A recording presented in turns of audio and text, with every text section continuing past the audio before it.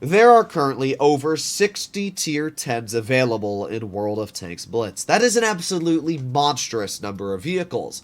Out of those 60 tier 10s, there's only one that I believe to be the best, and in front of you is the case. The FV-217 Badger, a tier 10 British collector tank destroyer. A vehicle that for many years I would have considered to be one of the worst tier 10s available. The Badger had 3,450 DPM, a very poor traverse speed, a top speed of 30, and overall just not a great tank. It was a vehicle that always was bested by other vehicles available.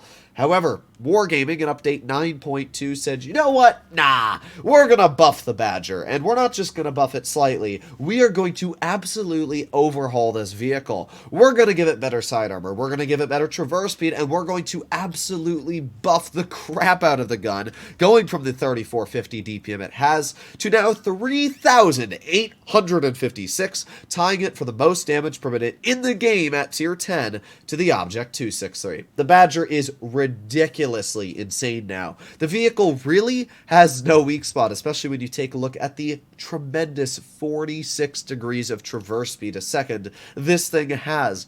I mean, the Badger has everything going for it, but there's only one way to showcase that. The first game we have is on Desert Sands. Flossie messaged me yesterday, and he was having a really rough time with his teams. I was playing Grand Theft Auto, getting some missions done for a video, and, well, Flossie was literally messaging me, telling me, and showing me the worst teams he has ever had in the game. He was like 40 games in, and let's just say they weren't great. But I said, you know what? I know what tank to play. I'm going to pull out the Badger, a vehicle that I know can carry just about any situation. Sure, the vehicle may not carry a turret, but you don't need a turret for this vehicle to do well. So, the enemy lineup has an E100, an ST1, and a Type 68 for heavies. They also have a 183, a Foch, and a Waffenträger Panzer IV, finishing off with a WZ-132A. Now, the good news is that they don't have a lot of mobility. We don't have a lot of mobility either, but the good news is that I'm not going to have to worry about being flanked by anything too deadly this battle. As of right now, we get a nice slap into that enemy 183, but I knew that it took that 183 so long to poke that corner that at this point I really could care less about him. I'm going to push over towards the Type 68, because when you have a tank like the Badger that has so much DPM at its disposal, you want to take advantage of it, which is exactly what we're going to do here. So, already we've been able to deal 1,200 damage, and this Type 68 has just absolutely let me butcher his poor tank. We've got the Waffenträger, which we roll a 668 HE on, absolutely monstrous slaps here. Unfortunately, as of right now, the only thing holding my DPM back is actually the E4 driving in front of me, and then unfortunately Flossie drives in front of me, but he doesn't really stay too long in front. We're still able to get an absolutely slapper dapper into that ST1, and we finish him off. So we're up to 3,200 damage dealt at this point. It's just a great example to showcase where the DPM on the Badger is so stupid. 3,600 damage dealt at this point.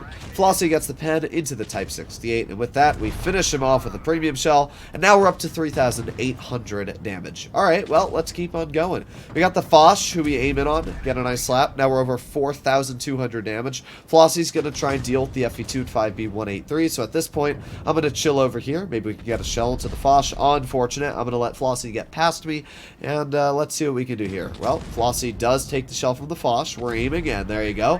Another nice slap into his vehicle. We're up to 4,600 damage dealt. At this point, I could care less about that Foch. I'm going to start shooting the enemy E100, which we're up to 5,100 damage dealt on, and even though we don't get any more damage out, this is a pretty crazy game. 5,118 damage dealt in literally a 2-minute time span. The Badger is just insane at dealing damage games like this. And even though, for example, Flossie's in a tank that normally has good DPM, he's even running rammer on it, so he's got about 3,200 damage per minute, it doesn't even come close to the alpha or damage per minute that a vehicle like the Badger sits at. I mean, just what a crazy game to rip out damage. Not even an ace, but that is kind of expected. So our first game, we did a pretty good job showcasing where the Badger's crazy DPM and pretty decent armor are able to quickly work and whittle down the enemy's hit point pool. Now we arrive to battle number 2. What do we have up against us? Well, not the best lineup. We've got 2 Sheridans, a WZ-132-1, and a T-54. All, obviously, incredibly mobile tanks. And while the Badger does actually have a decent top speed of 34 for what it is, it's, let's be real, it's not a tank that's meant to deal with mediums or lights. It might out-traverse them, but it's still not going to be able to deal with them, which is something that I was very, very keeping in mind on this battle. So, for the first parts, I was like, well, maybe I can deal with the M6O, maybe I can deal with the AMX 5120, or the Foch, because those are somewhat heavily armored tanks, so I was kind of hoping for this battle that the enemy team was going to push a little bit towards C. One of my favorite spots to go is, as you're going to see, right over towards this overlook. It's a lot better if you have a tank that actually has view range, and this is a very good comp spot if you use a light tank or something like that, because you can very easily spot into base C if any heavies try to get there, any hills or heavies try climbing up the hill, but obviously we're not talking about comp. So, let's try and push up. We've got the enemy M6O spotted up on the hill, which is a fairly easy tank to deal with for the Badger. We got the Yo, he shoots his shells, backs up and allows me to get a shell into him. The thing that's weird about the Badger gun is its dispersion is really good, but its on-movement dispersion is really bad. I played probably about 10 or so games in the Badger yesterday, and yeah, the gun, there were definitely moments where it got me frustrated. I mean, it's a really nice gun, but there's definitely moments where you'll shoot and it will just go absolutely nowhere where you aimed. In fact, I actually like the 263 gun more than the Badger gun because it's usually aimed in more, but the only problem with the 263 gun is that it's mounted on a tank that has very little gun depression and an absolutely different playstyle, so they're not really fully comparable. Alright, well we got the M6O spotted once again on top of the hill, and even though I could have shot at his hatch, patience is key sometimes, and we wait from the back down, where we get another easy slap in. So at this point, we've dealt, well, 900 damage. The enemy team has lost a light, but oh boy, Flossie's not looking too healthy, neither is our Conway. Oh, and Flossie takes another shot there, and that is the end of him as the Sheridans bonk him out of existence. So at this point, I've dealt 1300 damage, and, well, we're already down one of our most influential players on the team, which is obviously not what you want. So I decided, if Flossie's dead, I need to start putting my worth in over here, so I'm going to push this AMX, and luckily for me, the AMX has apparently no shells. I don't know if he just didn't understand how to reload his clip or something, but he let me absolutely dump into his tank, dealing 3,000 damage. And that is just how quick the Badger can deal damage. If you're a tank or you make mistakes like that AMX, you're done. I mean, that's it. If you're an autoloader and you dump your shells and you allow a tank like the Badger to then sit in front of you, yeah, you're obviously going to be absolutely pooped on. Our T-92E1 doesn't shoot the Sheridan, which is very unfortunate because that would have been the end of the Sheridan, but at least we're able to take a 575 max roll into his vehicle, dealing 3,667 damage at this point, which is a pretty solid chunk.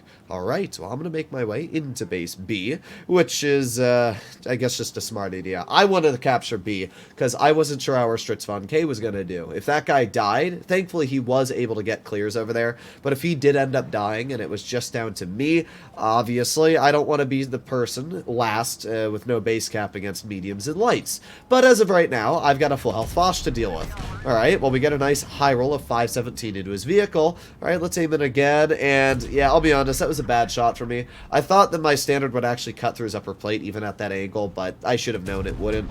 But either way, we get a nice bounce from the Foch because he doesn't have enough gun arc to really aim away from my mantlet, and with that, we've already brought his full health tank destroyer down to 438 hit points, and it doesn't matter at this point. We're just going to aim in one more shell and finish him off, dealing 5,628 damage. Even on a map like Castilla, which is much larger than Desert Sands and features completely different playstyles, we were still able to absolutely carry in damage and come out with a victory. What actually crazed me is that Flossie still managed to do second on the team, and we were laughing about this. Our team did so bad that Flossie managed to deal 1,800 and still finish second, dying about 3 minutes before the game ended, which is kind of crazy when you think about it. Either way, the Badger is an insane tank, and I would definitely rate this as one of the best tier 10s, if not the best, tied with a vehicle like the TVP 5051.